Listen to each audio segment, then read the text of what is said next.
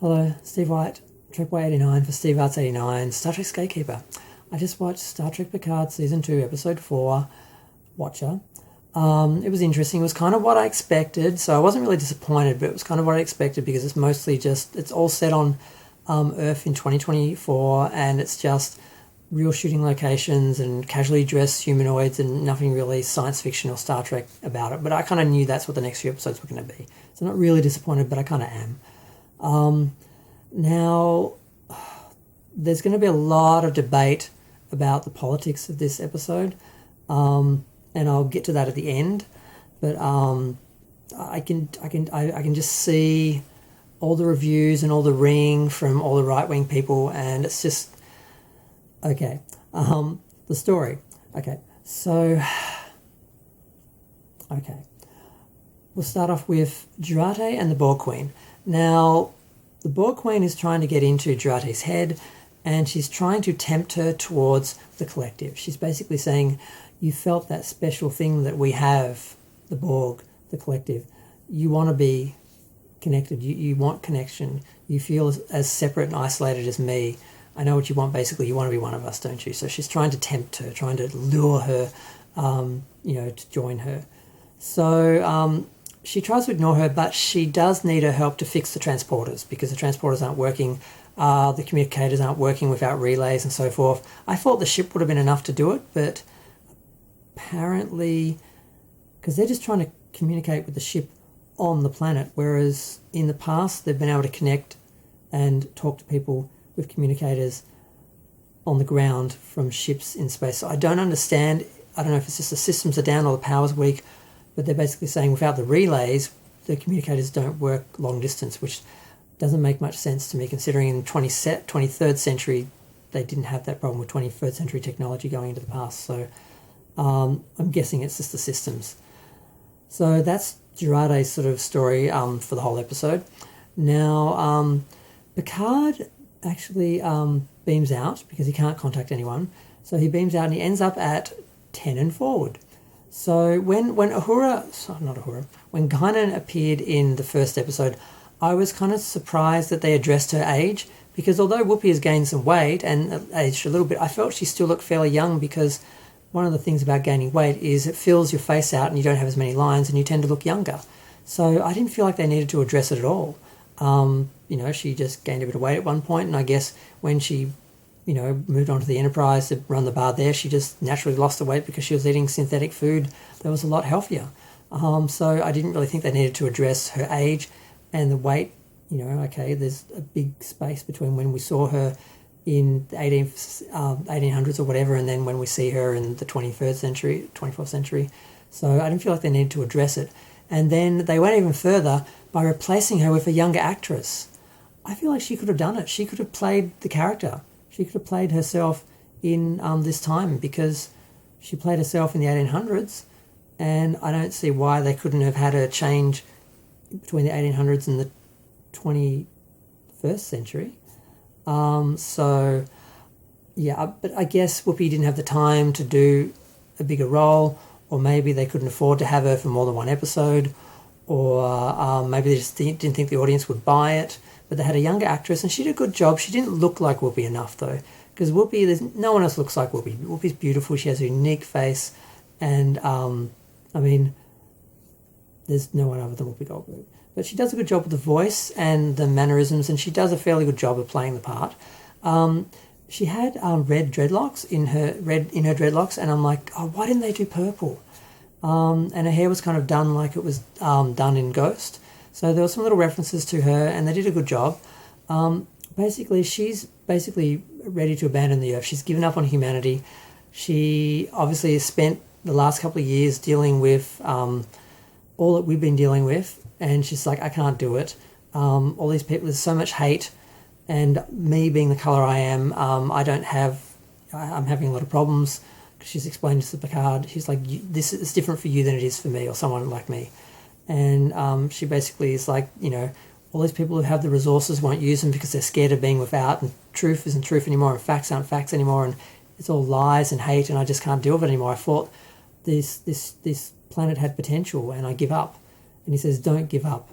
And he convinces her with basically the lines that Guinan gave him when he met up with her, and that actually makes her sick because apparently Elorians, when they deal with the timeline being affected, they get something called Alkelp or Afkelp or something, which is like a time sickness, and she kind of knows he's for real, and but she's resisting helping him. It's not until he actually says, "My name is Picard," that she goes, "Oh, okay," and she basically takes him to one of the watches, or to find one of the watches, and it's weird. A little girl walks over to them with the glowing eyes, and she takes him to a very hot guy running a hamburger stand or something, and then he has the white eyes, and then he directs him to a tunnel, and he's walking through there, and a guy with long hair sees him, and he's like, "Who are you?" He's like, "We are just hosts, and we are taking you to the real me." Because Guinan explains that the Watchers are basically supervisors who consider themselves guardian angels there to protect the destiny of certain individuals. So eventually he ends up standing looking at a lady, and he says, "I'm with Guinan," basically lets her know who he is, just to see if that's who he's waiting for. She turns around, and it's Laris. Or he thinks it's Laris. It's the actress who plays Laris. I'm like, well, she's not a Romulan, she's a human. How could time travel change her species? How is she one of the Watchers? Has she been changed? Are the Watchers Romulans? Did she change this so she would fit in on Earth? What is the deal? And then she basically, they both disappear in a square that turns into a black cloud, and that's the end of Picard's story for the episode.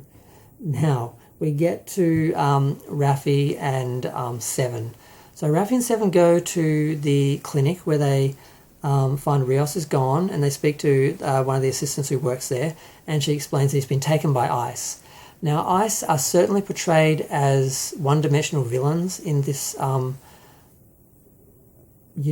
time, because it's not technically the same ICE that's operating now, technically, but it kind of is. So I can just hear the ring now from all the right-wing people saying this is a one-dimensional, woke look at, this problem and everything, and I don't want to deal with the politics of it, and that's the problem with this now. You can't talk about this episode without dealing with those politics, and I'm not really going to get into my personal feelings. I'm very left, so I think you can work out how I feel about the situation with immigration in America and how people are being dealt with. But I don't want to talk about that because my video is going to be attacked by people if I do. And I've already had this happen a few times, and death threats and stuff like that. I'm just not in the mood for it. So basically they go to the police station, they get a bus to the police station, and there's a guy on the bus, a punk on the bus, playing a stereo really loud because they've just stolen it directly out of Star Trek 4, and it is literally, they got Kirk Thatcher back to dress up as the punk with the orange hair, punk on the bus from Star Trek 4 in 1986, and he's got the boombox and he's playing a song. I think it was a new song that was called I Still Hate You. And Seven is like annoyed, and she tells him to stop the noise, and he's like, oh okay, and he just puts the boombox down and is like, sorry, I just really like the song, and that's it. I'm like, okay. So they go to the police station, and they get directed to immigration, but they're running out of time, so Raffi's just like, look, let's just blow out the window of a police car with a phaser and steal the computer and find out where he is and just go find him. So Seven is trying to be the voice of reason, but Raffi's just being irrational. So they break into the car and they actually steal the car, and Seven somehow knows how to drive, although not well, and she goes down the wrong way of a one-way street while they're trying to work out where he is. They find out where he is, and then he's being transferred.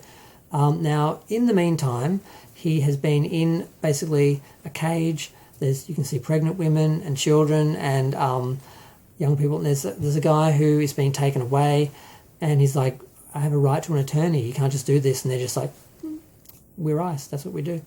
So Rios tries to intervene because he sees the injustice, and he's promptly tasered, and the guy's taken away.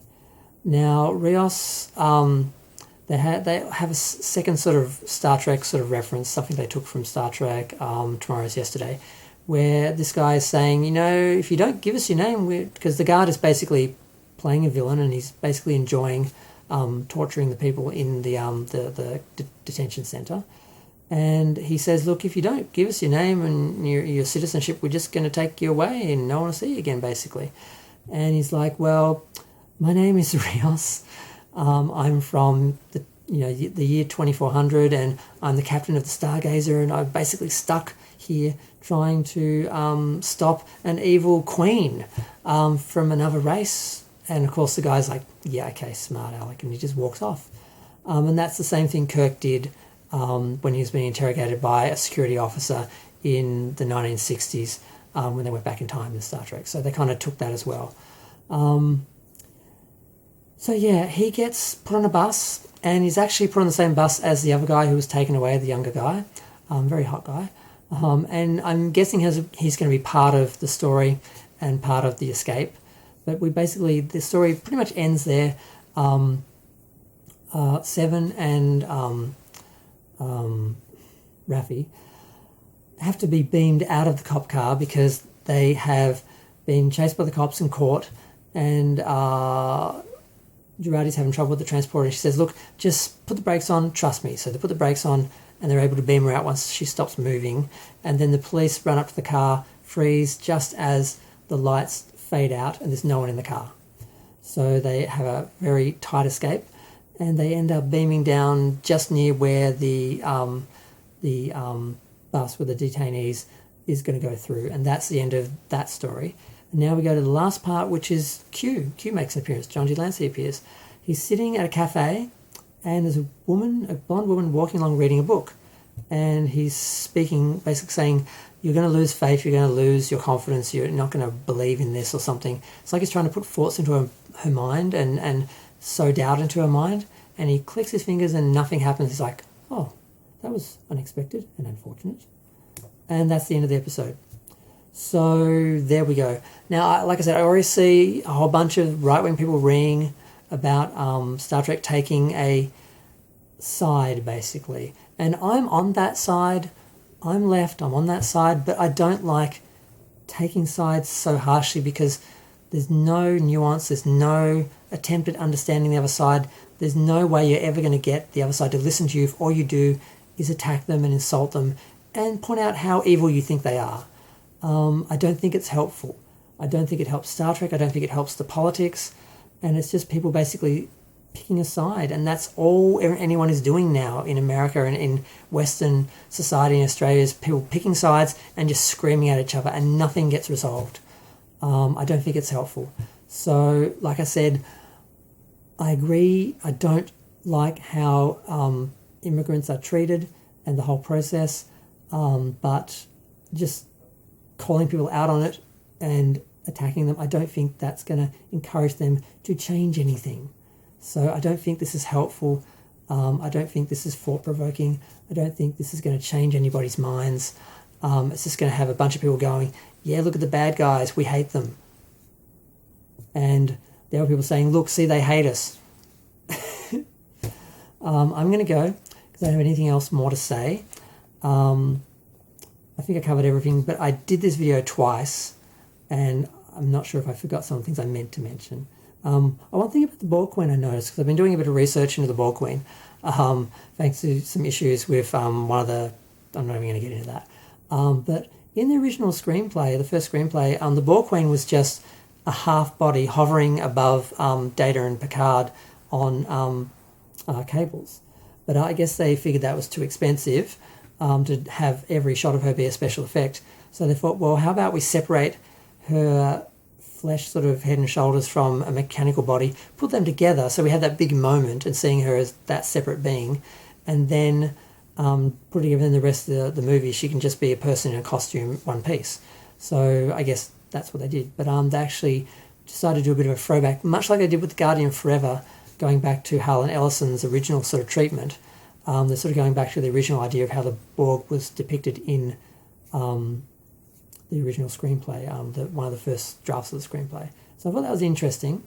But yeah, that's sort of my last thought on this. I'm going to go. Feel free to share, like, comment, subscribe. Let me know what you think. Sorry this went to 15 minutes. I thought I could do it in 10, but I don't know, I just had a bit too much to say.